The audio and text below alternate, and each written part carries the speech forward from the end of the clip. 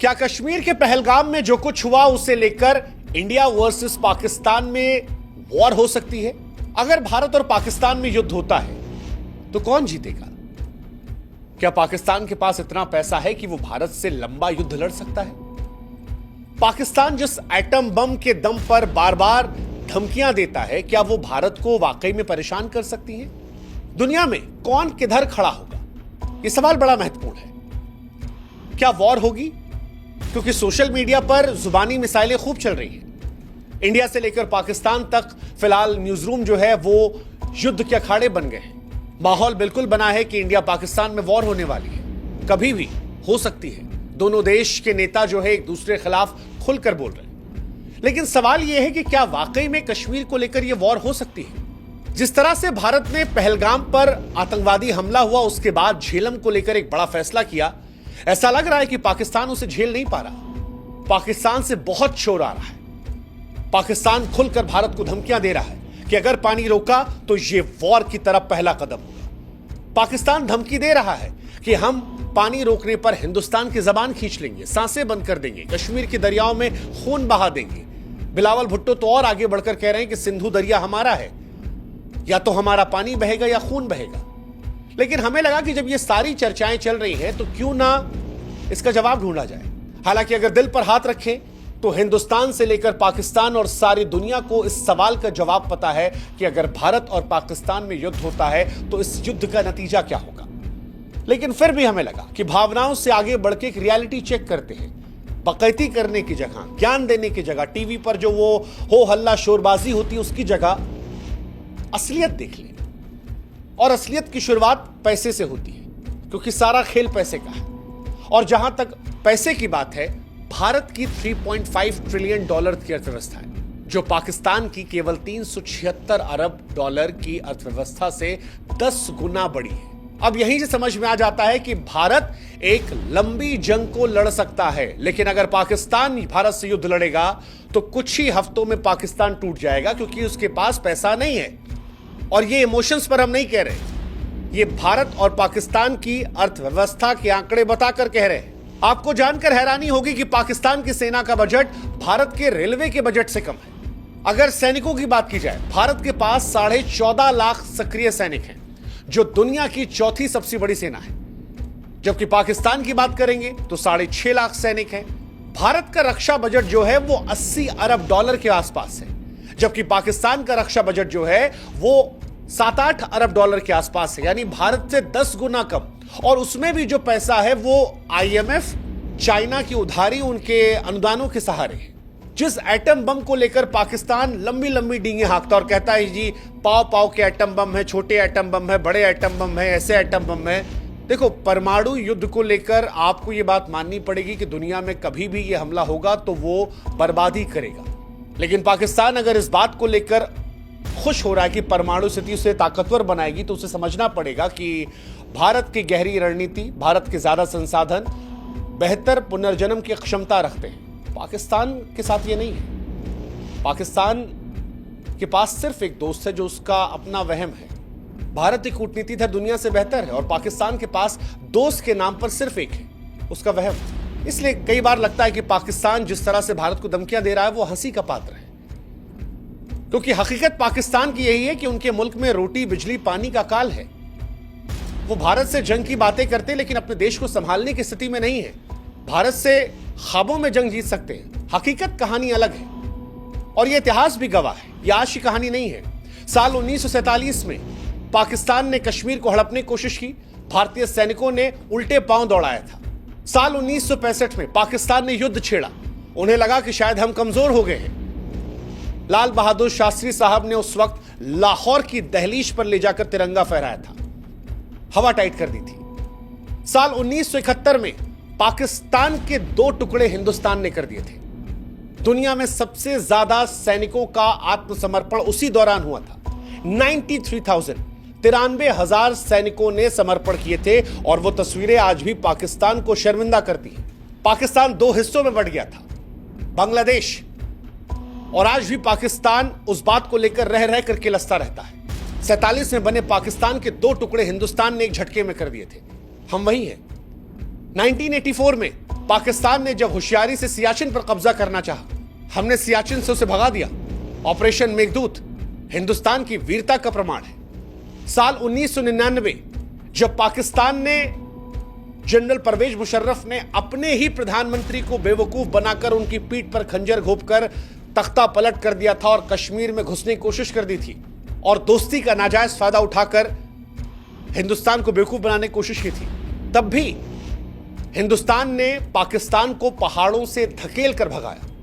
आलम यह था कि पाकिस्तान अपने सैनिकों की लाश उठाने नहीं आया, उन्हें कबूल नहीं कर रहा था। और उसके बाद पाकिस्तान प्रत्यक्ष तौर पर लड़ने कभी नहीं आया। वो कभी पुलवामा, कभी उरी, कभी संसद पर हमला, कभी ताज होटल पर हमला, कभी पहलगाम, लोगों को भड़काकर, फुसलाकर, धमकाकर हिंदुस्तान में हमले करवाए।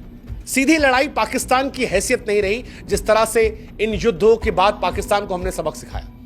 तो जिस शिमला समझौते को पाकिस्तान बार बार कहता है कि अब तोड़ दिया जाएगा, उसका लिहाज पाकिस्तान ने रखा कब? 99 में सियाचिन में? कब रखा पाकिस्तान ने? कभी नहीं रखा। संसद हमले में, ताज होटल हमले में, उरी में, पुलवामा में। पाकिस्तान को याद रखना चाहिए कि पाकिस्तान, भारत ने तुम्हें बार बार हराया है, दुनिया ने तुम्हें अपमानित होते हुए देखा है। और जिस परमाणु धमकियों के दम पर तुम बार बार अटैक करने की बात करते हो कि पाकिस्तान के पास हकीकत में और कुछ नहीं है, ना जल शक्ति, ना थल शक्ति, ना वायु शक्ति। तीनों शक्तियों में हिंदुस्तान के आसपास भी पाकिस्तान नहीं फटकता। और ये मैं हवाबाजी में नहीं कह रहा हूं, ये आंकड़ों में कह रहा हूं। पाकिस्तान के पास सिर्फ एक चीज है, परमाणु शक्ति। लेकिन पाकिस्तान, अगर तुम पहले वार करने की मूर्खता करोगे तो ये याद रखना कि भारत का जवाब ऐसा होगा कि नक्शों पर तुम्हारा अस्तित्व खोजने में इतिहासकारों को मुश्किल होगी। भारत एक शांति प्रिय देश है जिसने परमाणु शक्ति बनाने के बाद यह कहा था कि भारत की नीति नो फर्स्ट यूज है। अटल बिहारी वाजपेयी साहब ने कहा था कि हम पहले इस्तेमाल नहीं करेंगे परमाणु शक्तियों का। लेकिन यह बात याद रखना, हम पहले इस्तेमाल नहीं करेंगे, यह सच है। लेकिन भारत की क्षमता कंप्लीट डिस्ट्रक्शन की है। यानी जब तबाही हम मचाना शुरू करेंगे तब पूर्ण तबाही मचाएंगे। और पाकिस्तान जिस परमाणु ताकतों की बार बार धमकियां देता है, भारत अब उससे वहां पर भी बेहतर हो गया है। पाकिस्तान के पास 170 परमाणु हथियार हैं। पुराने डेटा के अनुसार पाकिस्तान ये दावा करता था कि हमारे पास ज्यादा है, लेकिन मौजूदा दौर में हिंदुस्तान उससे आगे निकल गया है। कई ऐसी गुप्त रिपोर्टें हैं इंटरनेशनल जो दावा करती हैं कि भारत के पास 180 प्लस हथियार हैं। और हथियारों के आगे भारत के पास वो मिसाइलें हैं जिनकी क्षमता पाकिस्तान की मिसाइलों से कहीं ज्यादा है। जैसे भारत की अग्नि 5 मिसाइल 5,500 किलोमीटर रेंज की है, जबकि उनकी शाहीन 3 2750 है। भारत की मिसाइलें इतनी तेज है कि पाकिस्तान को जवाब देने का वक्त नहीं मिलेगा। भारत के पास पाकिस्तान से बेहतर डिफेंस सिस्टम है जो पाकिस्तान के बैलिस्टिक मिसाइल डिफेंस को नाकाम कर देंगे। पाकिस्तान के पास न्यूक्लियर हथियार है, लेकिन वो समझना पड़ेगा कि जब भारत से आप लड़ने की बात करते हो तब वो भी उनकी अर्थव्यवस्था जैसे हो जाते हैं, जो कागज पर तो शोर मचाते हैं लेकिन रियलिटी में अलग हो जाते हैं। जहां तक बात परमाणु युद्ध की है, मुझे लगता नहीं कि दुनिया ऐसा करने देगी या पाकिस्तान ऐसा करना चाहेगा। लेकिन अगर कूटनीतिक दृष्टिकोण पर बात करते हैं, प्रैक्टिकल होकर, तो आज पूरी दुनिया भारत के साथ खड़ी है। आज भारत का दोस्त अमेरिका भी है, रूस भी है। भारत फ्रांस से भी दोस्त है, इजराइल से भी दोस्त है। भारत के पास जापान भी है। पाकिस्तान के पास सिर्फ एक दोस्त है, चाइना। और चाइना पाकिस्तान का दोस्त नहीं है, पाकिस्तान को वो मोहरे की तरह इस्तेमाल करता है। पाकिस्तान ऑलरेडी FATF की ग्रे लिस्ट में फंसा हुआ है। अंतर्राष्ट्रीय समुदाय के लिए इसे आतंकवादी देश मनाता है। चाइना उसे जैसे तैसे बचाता है। चाइना इस युद्ध के बहाने अपने 4 काम और करवा लेगा। वैश्विक मंचों पर पाकिस्तान अलग थलग है। दुनिया में पाकिस्तान की इमेज जो है वो एक आतंकवादी देश की, और ये बात दुनिया जानती है। जैसे तैसे चाइना के वीटो से हर बार वो ग्रे लिस्ट में बच जाता है। और चाइना खुद अमेरिका के साथ उलझा पड़ा है। रूस हमारा नया दोस्त है। अब वो दौर भी निकल गया जब पाकिस्तान के साथ अमेरिका दिया करता था, और जब देता भी था अमेरिका साथ, तब भी कुछ उखाड़ नहीं पाया था पाकिस्तान। आप याद करो, 71 की लड़ाई में अमेरिका ने पाकिस्तान का साथ दिया था। अमेरिका ने भारत को धमकियां दी थी कि भारत पर वो हमला कर देगा, लेकिन उसके बावजूद भारत ने ना सिर्फ पाकिस्तान को हराया, 93,000 सैनिकों का आत्मसमर्पण करवाया, बल्कि पाकिस्तान के 2 टुकड़े भी करवाए। And that is reality of Pakistan. ये भारत की रियलिटी है। सबसे बड़ी बात, जिस कश्मीर में पाकिस्तान को लेकर आवाजें उठने लगी थी, इस घटना के बाद उस कश्मीर ने भी पाकिस्तान को अलग थलग कर दिया। कश्मीरी भी इस बार खुलकर कह रहे हैं कि भाई साहब हम तुम्हारे साथ नहीं है, तुम्हारे साथ रहकर हमें मिला क्या? तुम्हारे पास जो कश्मीर का हिस्सा है वहां कौवा नहीं आता, हमारे यहां कम से कम लोग तो आ रहे हैं। वो जो होटल दिल्ली में 10,000 का मिलता है वो कश्मीर में 20-22,000 का मिल रहा है, इतनी भीड़ वहां पर है। ये जो कश्मीरी लोग आज मस्जिदों में हिंदुस्तान के समर्थन की बात कर रहे हैं, जो घटना हुई है पहलगाम में उसका विरोध कर रहे हैं, सड़कों पर भारत का तिरंगा लेकर उतर रहे हैं, ये इसलिए उतर रहे हैं क्योंकि इनकी जिंदगी भारत के साथ बेहतर हुई है। और कश्मीरी भी ये बात जानता है। तो जो लोकल सपोर्ट की आप उम्मीद कर रहे थे वो भी आपको नहीं मिलने वाला। ये 2-4 छुटपुटिये लाकर अगर आप सोच रहे हैं कि आप जंग जीतेंगे तो आप होशियार हो जाइए। और अगर ये पैमाना है तो आपके यहां भी जानते हैं आप क्या कहानी है, पाकिस्तान के अंदर विरोधाभास कितना है। हकीकत यही है कि आज दुनिया भारत को एक उभरती महाशक्ति के तौर पर देखती है। Bharat quad, BRICS, G20, SCO जैसे वैश्विक मंचों पर नेतृत्व कर रहा है।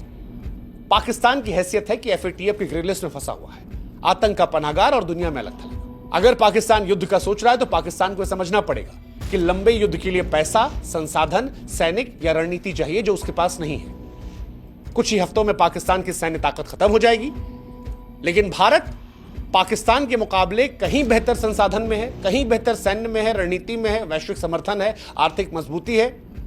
यह भारत की कहानी है। और अगर इसके आगे मामला बढ़ता है परमाणु हथियार के गलत इस्तेमाल का, तो जैसा हमने पहले भी कहा कि इतिहासकारों को पाकिस्तान के नक्शे को खोजने के लिए संघर्ष करना पड़ेगा। भारत को नुकसान होगा, हो सकता है हमारा आधा शरीर छलनी हो जाए, लेकिन पाकिस्तान को कोई ढूंढ नहीं पाएगा, यह गारंटी है।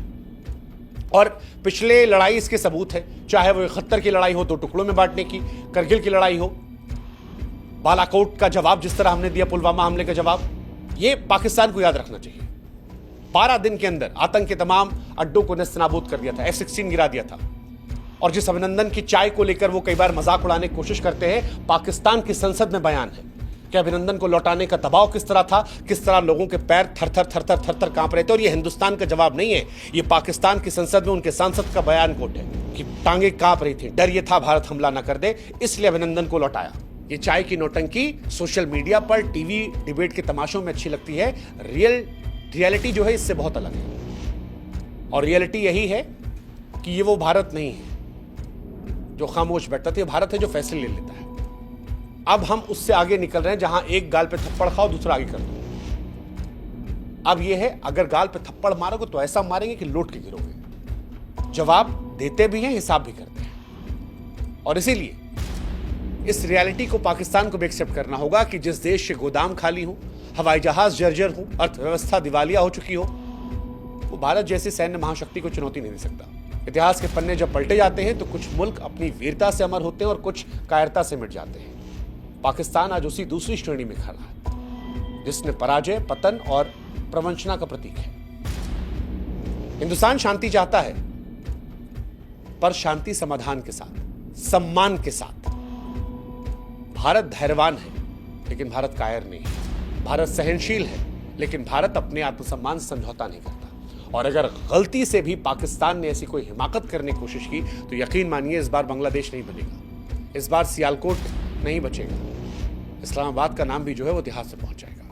तो ये बात उनको समझनी चाहिए, क्योंकि अगर इस बार ऐसा कोई युद्ध होता है जिस तरह से पाकिस्तान हमें प्रवोक करता है या हमारे लोगों को मारता है या अपने दहशतगर्दों को हिंदुस्तान में भेजता है, और या इन सब के बाद भी वो हिंदुस्तान को आंख दिखाने की कोशिश करता है और कहता है जी पाव पाव भर के एटम बम है, तो जी पाव पाव के एटम बम वाले अगर युद्ध में आप जाएंगे तो फिर इतिहास आपको ऐसे याद करेगा कि देयर वॉज अ पाकिस्तान।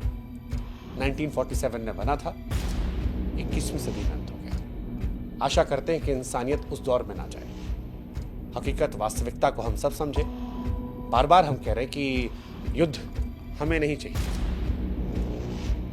हम सहनशील लोग हैं, लेकिन आत्मसम्मान से समझौता नहीं करेंगे। हम वो देश हैं जो शांति चाहते हैं, धैर्यवान हैं, लेकिन हमारे धैर्य को कायरता में ना सोचा जाए, हमारी सहनशीलता को हमारी कमजोरी ना सोचा जाए। हम आज भी उस पॉलिसी पर बिलीव करते हैं कि फर्स्ट यूज नहीं करेंगे, चाहे आतंकवाद हो या परमाणु शक्ति का इस्तेमाल। लेकिन हम उस बात को भी मानते हैं कि जिस दिन हम इस्तेमाल करेंगे या जिस दिन हम प्रयोग करेंगे वो फाइनल सोल्यूशन होगा। मैं जानता हूं कि पाकिस्तान के लोग ऐसे नहीं हैं। मैं जानता हूं कि पाकिस्तान में भी लाखों करोड़ों ऐसी आवाम है जो हिंदुस्तानियों से बहुत मोहब्बत करती है। मैं जानता हूं कि पाकिस्तान में भी बहुत अच्छे लोग हैं, लेकिन पाकिस्तान की फौज जो अपनी हुकूमत को चलाने के लिए दहशतगर्दी का इस्तेमाल करती है, वहां के सियासतदान जिन्होंने अपने चुने हुए नेता को जेल में डाल रखा है और उनसे सरकार चलवा रहे हैं, जो अपनी जनता का विश्वास नहीं ले पाए हैं, उन्हें यह समझना होगा कि भारत और पाकिस्तान के बीच में दायरा बहुत बदल चुका है। अब हमारी उनकी तुलना नहीं है। ऐसे में बेहतर है दहशतगर्दी बंद की जाए, बेहतर है आतंकवादियों का साथ ना दिया जाए, बेहतर है कि अपने देश पर ध्यान दिया जाए। नहीं तो देयर वॉज अ पाकिस्तान जो 1947 में बना और 21वीं सदी में खत्म हो गया। आशा करते ऐसी नौबत ना आए, क्योंकि वहां भी इंसान है जो हमारे जैसे हैं, जिन्हें हमसे भी मोहब्बत है और हमें भी उनसे लगाव है, और इंसानियत कहीं भी हमें लगाव रहेगी। लेकिन धैर्य को कमजोरी न समझा जाए। जो पहलगाम में हुआ वो हमारे सब्र का इम्तिहान था, और अब धैर्य जवाब दे रहा है। जय हिंद, जय भारत, नमस्कार।